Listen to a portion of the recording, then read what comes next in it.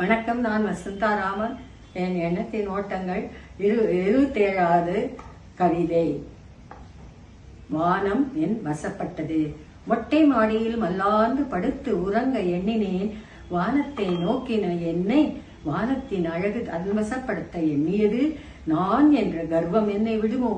எண்ணினேன். என்னை வசப்படுத்த எண்ணிய வானத்தை என் வசப்படுத்தி மின்மினி பூச்சியாய் மின்னிடும் நட்சத்திரங்கள் தாயாய் அதன் அழகு தேடும் முழு நிலவு.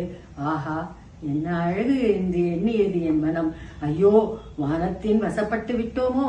பயத்தில் மனம் பதைக்க சிந்தை குழம்ப எண்ணங்கள் என்ன செய்வது என்று புலம்ப நான் யோசனையில் ஆழ்ந்தேன்.